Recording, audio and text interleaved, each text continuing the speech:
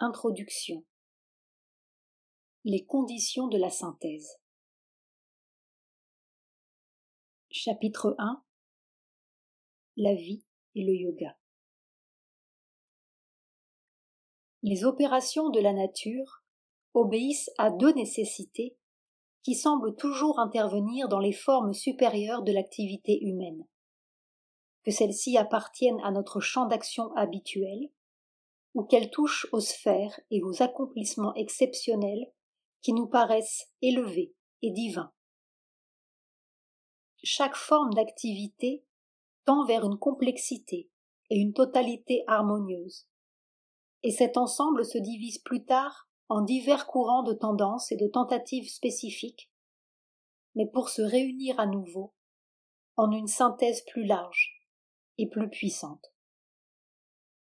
Par ailleurs, toute manifestation effective a nécessairement besoin de forme pour se développer. Et pourtant, toutes les vérités et les pratiques trop strictement formulées vieillissent et perdent la plus grande part, sinon la totalité, de leurs vertus. Elles doivent constamment être renouvelées dans les eaux vives de l'esprit, qui raniment le véhicule mort ou mourant, et le transforment pour qu'il puisse vivre une vie nouvelle. Renaître perpétuellement, telle est la condition de l'immortalité matérielle. Notre époque souffre des douleurs de l'enfantement, et toutes les formes de pensée et d'action qui recèlent un fort pouvoir d'utilité ou quelque secrète vertu de persistance affrontent une épreuve suprême et ont l'occasion de renaître. Le monde actuel ressemble à un énorme chaudron de Médée où tout est coulé, mis en pièces, expérimenté, combiné et recombiné, soit pour périr et servir de matériaux épars à des formes neuves, soit pour émerger rajeuni et changé, prêt pour une existence nouvelle. Or, le yoga indien, qui est par essence une opération et une formulation particulière de certains grands pouvoirs de la nature, et qui s'est ramifié en les formes d'expression les plus diverses, pourrait devenir l'un des éléments dynamiques de la vie future de l'humanité. Fruit des âges immémoriaux, préservé jusqu'à nos jours par sa vitalité et sa vérité,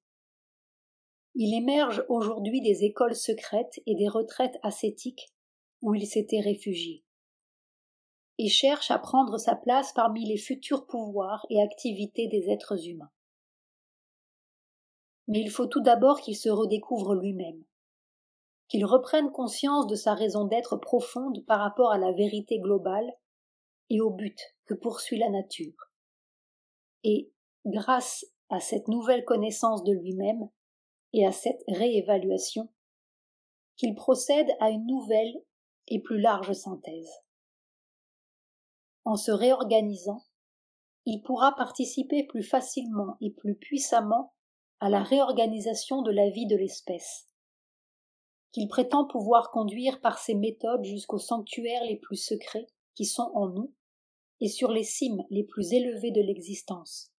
et de la personne humaine.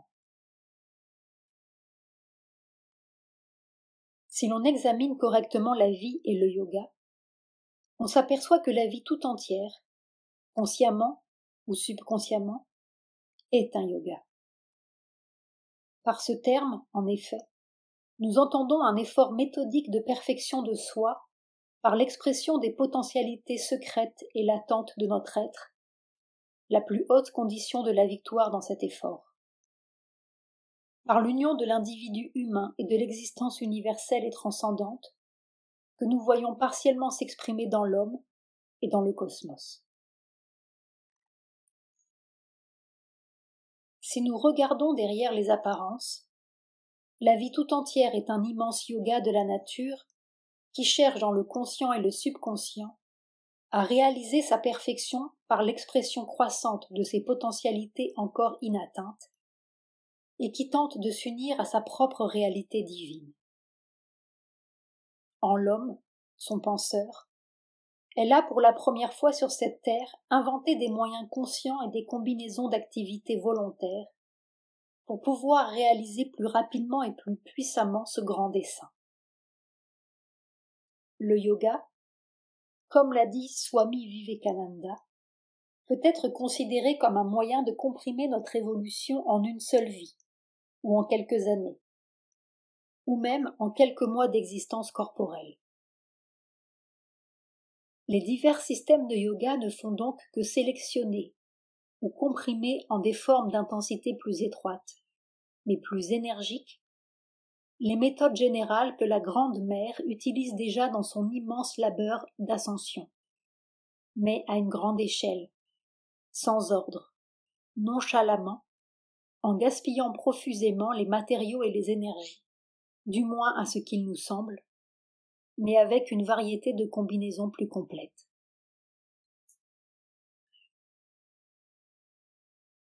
Seule cette conception du yoga peut nous fournir la base d'une synthèse rationnelle et saine des méthodes yogiques. Dès lors, le yoga cesse de nous apparaître comme quelque chose de mystique et d'anormal, sans aucun rapport avec les processus ordinaires de l'énergie cosmique et sans lien avec le dessein qu'elle poursuit dans ces deux grands mouvements d'accomplissement, subjectif et objectif. Et il se révèle, au contraire, comme une intense et exceptionnelle utilisation des pouvoirs qu'elle a déjà manifestés ou qu'elle organise à présent progressivement dans ses opérations moins élevées, mais plus générales. Entre les méthodes yogiques et les processus psychologiques habituels de l'être humain, le rapport est à peu près le même qu'entre la manipulation scientifique de forces comme l'électricité ou la vapeur et les opérations normales dans la nature. Les méthodes yogiques, comme celles de la science,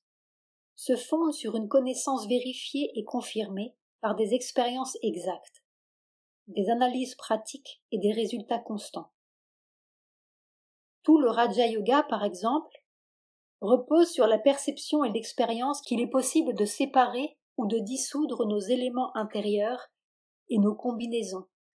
nos fonctions, nos forces internes,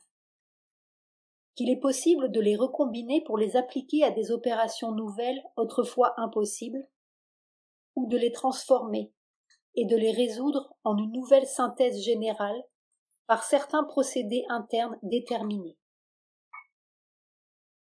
Le Hatha Yoga, de même,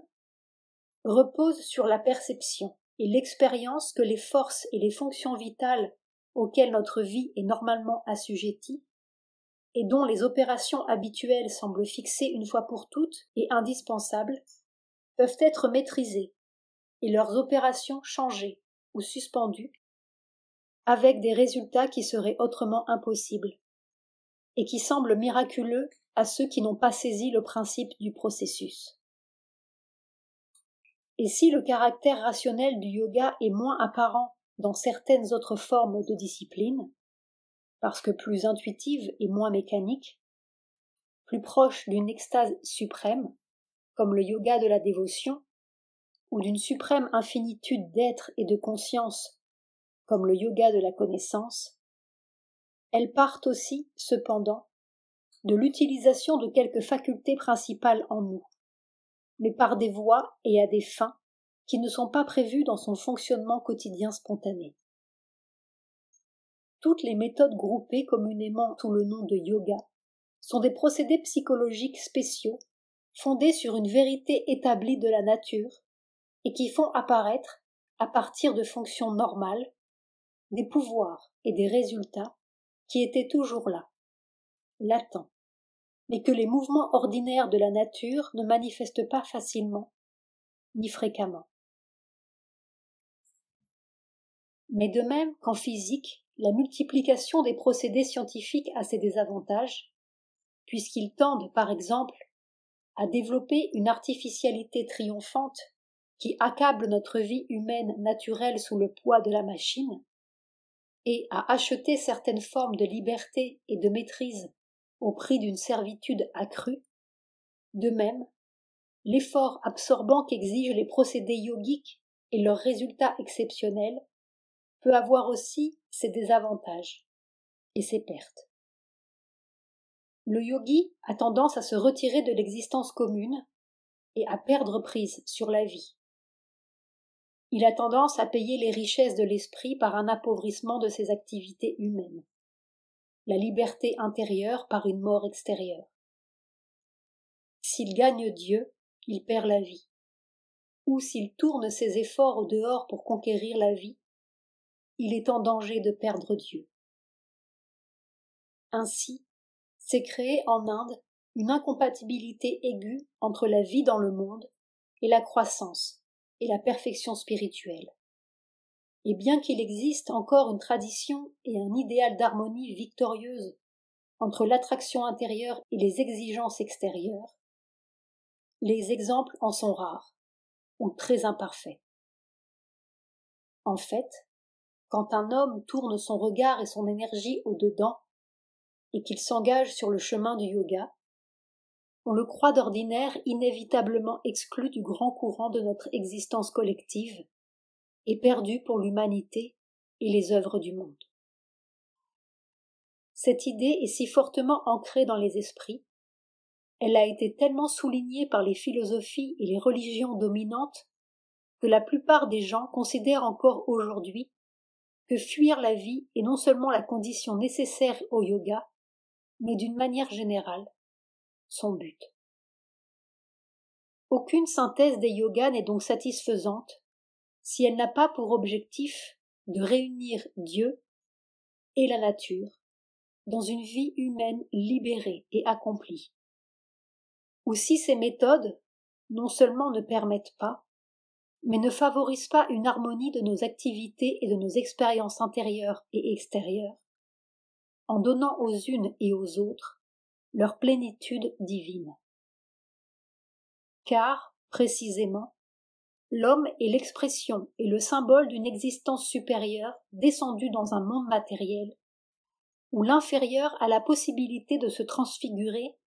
en assumant la nature du supérieur,